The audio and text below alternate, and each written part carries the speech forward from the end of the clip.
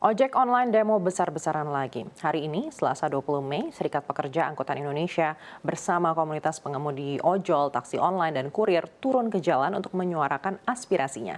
Kali ini aksi demonstrasi akan diikuti dengan aksi offbeat massal atau matikan aplikasi. Serikat Pekerja Angkutan Indonesia atau SPAI menyerukan agar pengemudi ojol, taksi online, dan kurir melakukan aksi offbeat dimanapun perusahaan platform beroperasi. Lebih lengkap mengenai demonstrasi ojol hari ini kita akan bahas dalam Kembali Demo Besar-besaran, sistem kerja ojol, diskriminatif. Langsung saja kita lihat slide yang pertama. Ketua Serikat Pekerja Angkutan Indonesia atau SPAI Lili Pujiati menyatakan demonstrasi diikuti aksi offbeat hari ini merupakan wujud protes atas kondisi kerja ojol yang dianggap tidak layak. Lili menjelaskan kondisi kerja yang jauh dari kata layak termanifestasi dalam besarnya potongan platform, yakni mencapai 70%. Artinya, jika pengemudi ojek online mengantarkan makanan untuk pelanggan, pengemudi ojek online hanya mendapatkan upah sebesar Rp5.200 dari hasil kerjanya. Padahal pelanggan membayar ke platform sebesar Rp18.000. Oleh karena itu, platform dianggap memeras keringat pengemudi ojol. Kondisi ini juga diperburuk dengan adanya skema prioritas yang dianggap diskriminatif seperti Grab Bike Hemat, skema slot, Aceng atau Goceng di Gojek, skema Hub di Shopee Food, skema prioritas di Maxim, Lalamove, InDrive, dan lain sebagainya.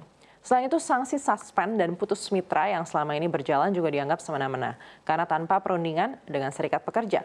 Lalu apa poin tuntutan yang dibawa ojol dalam aksi demonstrasi hari ini? Kita langsung saja lihat slide yang kedua. Tuntutan yang pertama adalah penghapusan sistem kemitraan dan menetapkan pengemudi ojek online, taksi online, dan kurir sebagai pekerja tetap. Kedua, penghapusan sistem prioritas yang dianggap diskriminatif seperti Grab Bike Hemat, skema slot, skema Aceng, skema Hub, skema prioritas, dan skema lainnya yang dianggap merugikan pengemudi ojek online. Yang ketiga, ojol meminta penetapan besaran tarif barang atau logistik dan makanan tidak diserahkan ke aplikator tapi ditetapkan langsung oleh pemerintah. Dalam hal ini, ojol juga meminta transparansi perhitungan tarif. Tuntutan keempat yakni penghapusan potongan ke aplikator yang berdampak pada penurunan pendapatan pengemudi online. Kelima yakni suara penolakan sanksi suspend dan putus mitra yang dianggap sewenang-wenang serta mekanisme penyelesaian perselisihan yang adil dan efektif dengan melibatkan serikat pekerja. Ini baru 5 ya, kita akan lihat tuntutan lainnya di slide berikutnya. Dalam aksi besar-besaran hari ini, pengemudi ojek online juga menyuarakan penolakan merger Grab dengan Gojek Tokopedia karena dianggap akan mengarah ke monopoli industri dan berdampak buruk bagi pengemudi. Selanjutnya, ojol juga menuntut pemenuhan kondisi kerja yang layak, pendapatan manusiawi, jaminan sosial seperti BPJS Ketenagakerjaan dan BPJS Kesehatan, serta hak-hak maternitas pengemudi perempuan dan disabilitas dalam ketenagakerjaan. Dalam tuntutannya, ojol juga meminta perusahaan platform menyediakan fasilitas dan perlengkapan kerja bagi pengemudi seperti shelter, jaket, helm, dan juga tas, serta biaya operasional seperti bensin, pulsa, paket data, parkir, servis kendaraan, dan lainnya. Terakhir, ojol meminta pengesahan payung hukum untuk perlindungan pengemudi ojol, taksi online, dan juga kurir. Dalam RUU Ketenagakerjaan, itulah tuntutan yang akan disuarakan ojol dalam aksi hari ini. Namun selain ojol yang melakukan aksi demonstrasi, ada juga ojol yang punya sikap berbeda atau kontra terhadap tuntutan di aksi demonstrasi hari ini. Kita akan lihat slide berikutnya. Suara pengemudi ojek online terbelah. Ada yang ikut aksi demo hari ini, namun ada yang menolak 9 tuntutan yang dibawa dalam aksi demonstrasi. Ketua Umum Organisasi Angkutan Sewa Khusus Indonesia, Fahmi Maharaja, menyatakan tuntutan ojol bisa jadi presiden buruk bagi keberlangsungan transportasi online. Menurut Fahmi, ekosistem transportasi online sudah berjalan terbukti mampu membuat industri ini berjalan tanpa subsidi pemerintah. Fahmi khawatir tuntutan ojol malah blunder dan membahayakan semuanya. Soal poin tuntutan, misalnya potongan aplikasi, menurut Fahmi ini ranah bisnis ke bisnis antara aplikator dan mitra. Justru pemerintah sebagai regulator didorong agar tidak masuk terlalu jauh ke dalam ruang ini. Karena jika intervensinya tidak tepat, maka risiko keruntuhan seluruh ekosistem transportasi online sangat besar.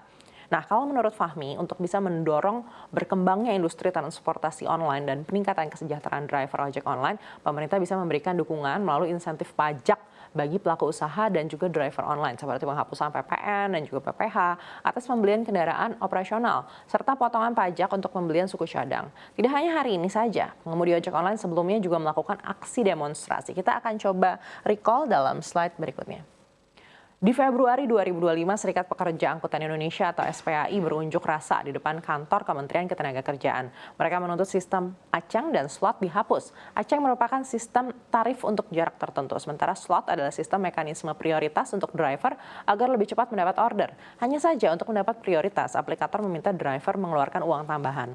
Di April 2025, sejumlah serikat driver ojol, Koalisi Ojol Nasional atau KON, Forum Komunitas Driver Online Indonesia atau FKDOI, dan Serikat Pekerja Angkutan Indonesia atau SPAI turun ke jalan untuk menyuarakan penolakan program Grab Hemat atau penghapusan Grab Hemat.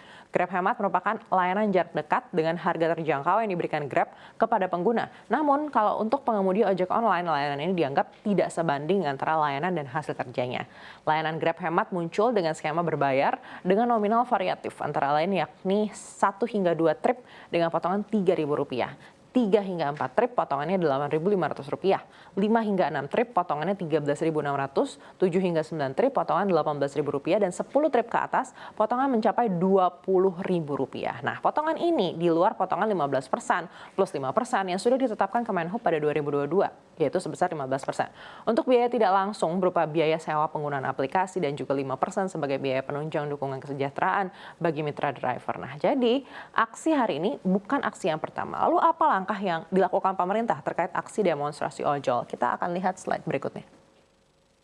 Menteri Perhubungan Budi Purwagandi memanggil 4 perusahaan transportasi online yaitu GoTo, Grab, Maxim, dan Indraft, yakni Direktur PT GoTo Gojek Tokopedia Tbk Catherine Hindra Sucahyo, Chief of Public Affairs Grab Indonesia Tirza R. Monusami, Government Relations Specialist Maxim Indonesia Muhammad Raffi Asagaf, dan Business Development Representative Indraft Ryan Rwanda.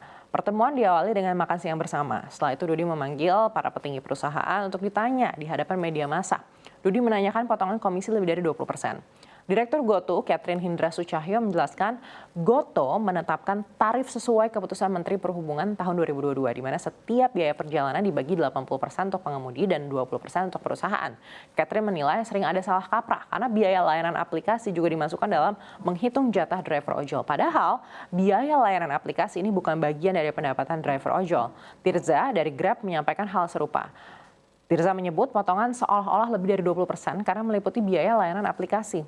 Dalam pertemuan yang berlangsung selama kurang lebih 2 jam, Menhub banyak bertanya mengenai tanggapan perusahaan atas tuntutan-tuntutan ojol yang dibawa dalam aksi demonstrasi hari ini. Selain soal potongan, Menhub juga bertanya soal status kepegawaian ojol hingga diskon besar-besaran yang disebut merugikan driver ojol. Semoga kita harapkan segera ada solusi ya, agar pengemudi ojek online ini bisa hidup lebih sejahtera dan juga ekosistem bisnis sehat, masyarakat juga bisa menggunakan layanan dengan nyaman.